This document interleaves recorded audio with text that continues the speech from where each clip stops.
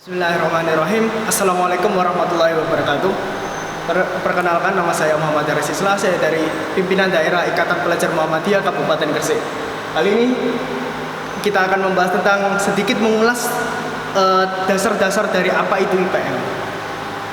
Kenapa dikasih judul PDKT dengan IPM? Karena ketika kalian menemukan IPM, kalian cuman menuju dua jalan. Yang pertama adalah jatuh cinta, dan yang kedua adalah kalian PHP. Oke, next. Nah, menelisik IPM for beginner. Jadi ada beberapa tingkatan dari materi ke IPM-an. Ada beginner, amateur, regular, top player, ya seperti main PES kayak biasanya. Next. Nah, sebelum kita telisik apa itu IPM, kita harus bedakan dulu. Apa bedanya IPM dengan OSIS? Meskipun di sekolah Muhammadiyah tidak terdapat organisasi siswa yang namanya OSIS, tapi terdapatnya namanya IPM. Nah, ini berikut perbedaannya. Yang pertama, OSIS. Kalau OSIS itu hanya sekedar organisasi internal sekolah, berbeda dengan IPM. IPM memang di internal, tapi juga ranahnya bisa ke eksternal. Seperti kalau di internal sekolah itu pimpinan ranting. Kalau di atasnya pimpinan ranting ada pimpinan cabang yang nanti akan kita bahas selengkapnya. Terus yang kedua, di OSIS itu tidak dihimpun dalam level ranting, cabang, dan lain-lain. Sementara di IPM itu ada tingkatannya, ada hierarkinya. Tidak ada sinergi struktural dengan sesama OSIS di sekolah lain. Mungkin kalau ada beberapa OSIS yang punya grup ketua OSIS yang Gresik, itu atas inisiasi mereka, tapi tidak ada aturan resmi yang mengatur hal tersebut. Justru di IPM, semua IPM Gresik, bahkan semua IPM itu harus terintegrasi dalam satu gerbang, satu pintu. Terus yang terakhir, IPM ini adalah organisasi otonom Muhammadiyah atau biasa kita sebut ORTOM. ORTOM ini ya IPM, IMM, Ikatan Mahasiswa Muhammadiyah, Pemuda Muhammadiyah, ada Nasyiatul Aisyah, ada Aisyah, Hizbul Waton, ada Tapak Suci, dan lain-lain. Next. Nah, biasanya kita di IPM itu disebut ada panggilan sayang. Kalau cowok itu disebut Ipmawan, kalau cewek itu disebut Ipmawati. Ipmawan dan Ipmawati. Jangan sampai keliru. Next. Nah, berikutnya, kalau ingin tahu lebih lanjut tentang IPM, teman-teman bisa membaca dari buku yang berjudul Demi Pena. Buku ini ditulis oleh Azaki Khairuddin, merupakan seorang kader dari Gresik juga, yang pernah menjabat sebagai Sekretaris Jenderal Pimpinan Pusat IPM. Next. Nah, di logo IPM nanti yang akan saya jelaskan lebih lanjutnya, terdapat semboyan Nun wal qalami wa ma yasturun. Demi pena, dan apa yang dituliskan. Kenapa pena itu kita angkat sebagai landasan filosofis? Karena dalam tafsir dan epistemologi itu artian yang lebih luas. Allah bersumpah demi pena. Pena ini seistimewa apa sampai Allah ini bersumpah demi pena? Pena itu sebagai lambang intelektualisme atau lambang kecerdasan, lambang kepribadian manusia yang berasaskan kecerdasan sebagai umat muslim. Dan pelajar ini sebagai benteng untuk membendung kebodohan. Jadi kalau ada pelajar yang mungkin merasa bodoh, maka dia perlu ber-IPM. Terus penerapan dan perwujudannya adalah literasi. Literasi itu apa aja? Literasi itu baca, membaca, menulis, dan berdiskusi. Berdiskusi, bukan gibah. Next. How we born? Bagaimana IPM ini terlahir? Next. Secara historis, secara segi sejarah, IPM itu dilahirkan pada Konferensi Pemuda Muhammadiyah di Surakarta pada 1961 tanggal 18 Juli. Di situ digagas bahwa banyak sekali pelajar, pemuda, dan remaja yang di Muhammadiyah yang tidak mendapatkan naungan. Sementara saat tahun 1961 itu pelajar Muhammadiyah lebih banyak berkecimpung ke himpunan mahasiswa Islam. Sehingga pada Konferensi Pemuda Muhammadiyah dicetuskanlah, gimana kalau kita dirikan IPM, Ikatan Pelajar Muhammadiyah, yang menaungi pelajar bukan hanya siswa. Resmi disahkan oleh pimpinan pusat Muhammadiyah kemudian. Lalu pada Orde Baru, tepatnya 1992, pada rezim pemerintahan Soeharto, presiden kedua Indonesia, IPM diubah namanya menjadi IRM, Ikatan Remaja Muhammadiyah. Nah, kenapa? Karena dulu Soeharto tidak membolehkan ada organisasi kesiswaan, organisasi intra sekolah atau organisasi sekolah selain OSIS. Maka disamarkanlah nama IPM menjadi IRM agar bisa lebih luas jangkauannya. Lalu ketika Orde Baru runtuh dan beberapa tahun kemudian tahun 2008 IRM dirubah namanya kembali menjadi IPM. Kenapa seperti itu?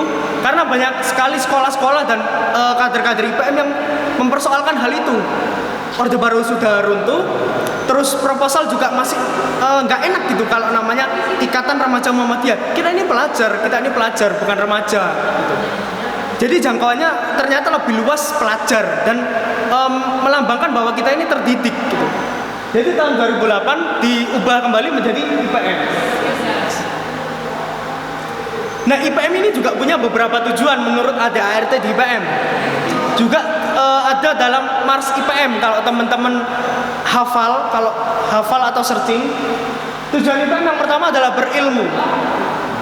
So pasti berilmu dong kalau pelajar tanpa ilmu itu ya ibarat nothing lah, nggak ada apa-apanya. Terus ada berakhlak mulia.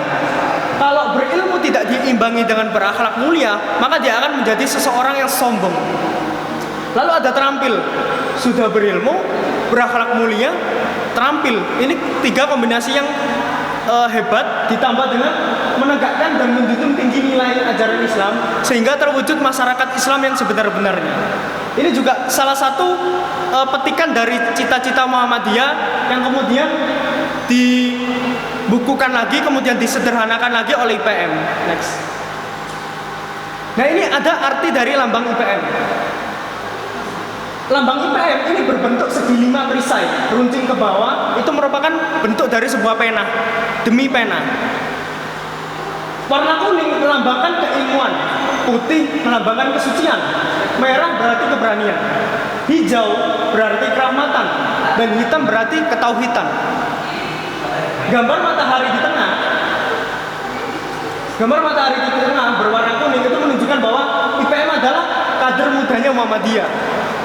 Di tengah bulatan matahari hitam ini ada gambar buku yang berarti ini organisasi kepelajaran, organisasi pelajar, berarti pengetahuan, atau bisa juga berarti Al-Quran yang suci. Tulisan Al-Quran yang melingkar di sini itu bertuliskan nun wal qalami wa ma yasturun, demi pena dan apa yang dituliskan, menggunakan huruf Arab berwarna hitam dan merupakan semboyan IPM. Next. Nah, ini ada tingkatan IPM. Jadi ini yang saya katakan bahwa IPM itu enggak cuman di sekolah. Kalau di sekolah itu namanya pimpinan ranting. Kalau di atasnya sekolah, pimpinan ranting ini selain di sekolah juga di desa-desa, dusun-dusun. Kalau di pimpinan cabang itu biasanya kecamatan, pimpinan cabang. Terus pimpinan daerah ini kabupaten, kota atau pimpinan pemerintahan daerah. Kemudian pimpinan wilayah ini adalah provinsi. Terus pemerintahan pimpinan pusat itu berarti ya pusat, di pusat. Next. Nah, di IPM itu ada 8 jenis bidang. Bidang yang pertama adalah bidang organisasi. Enggak semua pimpinan ranting, enggak semua pimpinan di IPM terdapat bidang organisasi, tapi bidang organisasi sifatnya wajib kalau udah di tingkat daerah, pimpinan daerah. Bidang organisasi merupakan penggerak roda organisasi. Mereka adalah tangan kanan dari ketum, menjalin kerjasama dengan organisasi atau IPM lain, terus juga mengurusi inventaris, data-data dari pimpinan, dan lain-lain. Program kerjanya adalah pelatihan administrasi, ini bekerja sama dengan sekretaris umum dan lain-lain. Kunjungan kerja kepada organisasi lain atau IPM lain, pembukuan inventaris dan data, mendata, terus musyawarah ranting, pemilihan ketua umum IPM itu juga program kerja dari bidang organisasi sebenarnya. Tapi kalau tidak ada bidang organisasi, bisa berkolaborasi dengan bidang lain. Yang kedua adalah jantungnya IPM, bidang perkaderan. Perkaderan adalah jantungnya Muhammadiyah. Jadi tugas bidang perkaderan adalah memonitoring kader. mengawasi kader, bukan mengawasi secara harfiah, tapi mengawasi secara pertumbuhannya, progresivitasnya. Terus juga bertanggung jawab terhadap peningkatan kapasitas kader. Mengurus roda perputaran perkaderan itu juga tanggung jawab dari bidang perkaderan. Program kerja dari bidang perkaderan adalah saat ini Fortasi, Forum Ta'aruf dan Orientasi. Terus ada Taruna Melati 1. Taruna Melati 1 ini merupakan syarat wajib untuk menjadi anggota IPM. Kalau ada anggota IPM yang belum Taruna Melati 1, itu belum resmi IPM-nya. Terus ada bidang PIP atau kalau disingkat pengkajian ilmu pengetahuan. Tugasnya yaitu membentuk dan merawat nalar kritis pelajar. Bidang PIP ini harus menguasai ilmu pengetahuan dan kemajuan teknologi serta dimanfaatkan untuk dijadikan sebuah proker. Tugasnya juga mengapresiasi kemampuan akademik pelajar. Bisa dijadikan wadah juga. Contohnya yaitu Hari Kartini, Bulan Bahasa. Kalau di Instagram teman-teman bisa dicek @tulali.info, itu merupakan fun fact ya. Terus ada Olimpiade Internal. Olimpiade internal ini kayak semacam lomba tapi di dalam sekolah. Next. Selanjutnya ada bidang KDI, kajian dakwah Islam. Kajian dakwah Islam sesuai namanya harus menanamkan nilai-nilai ajaran Islam yang berkemajuan dan rahmatan lil alamin. Membentuk identitas pelajar muslim yang progresif sesuai dengan cita-cita Muhammadiyah. Contoh program kerjanya yaitu kajian safari Ramadan, pelatihan dai muda Muhammadiyah dan dakwah virtual. Kalau di tengah pandemi seperti ini yang bisa dilakukan cukup dengan menggunakan dakwah virtual, entah itu ceramah online atau membuat poster tentang hal-hal keislaman. Selanjutnya adalah bidang advokasi. Kebetulan saya sendiri adalah yang membidangi bidang advokasi di pimpinan daerah IPM Gresik. Tugas advokasi adalah menyadarkan, mendampingi, dan membela hak-hak dari pelajar. Dan hak-hak pelajar dan teman-teman sebaya. Yang kedua adalah ada 3 jenis advokasi yang dikenal dalam IPM. Yang pertama adalah advokasi diri.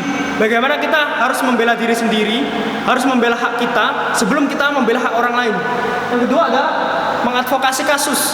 Mengadvokasi kasus ini mengadvokasi orang lain. Setelah kita bisa mengadvokasi diri, kita bisa mengadvokasi orang lain. Setelah mengadvokasi orang lain, ada advokasi kelas. Advokasi kelas ini kita mengadvokasi keadaan. Misal lingkungan, ada pencemaran lingkungan. Kita harus jadi garda terdepan untuk membela bahwa lingkungan ini tercemari gitu. Program-program yang dilaksanakan oleh bidang advokasi adalah OASIS atau obrolan aspirasi siswa. Kampanye tentang isu-isu pelajar kayak disabilitas, bullying dan lain-lain. Selanjutnya ada bidang ASBO. Bidang ASBO ini merupakan singkatan dari apresiasi seni budaya dan olahraga. Mungkin yang teman-teman pikir, oh ini olahraga, berarti KAS, INSET dan lain-lain itu kerjanya ASBO. Bukan cuma olahraga sebenarnya. Jadi wadah pelajar untuk memfilter budaya asing yang datang dari luar.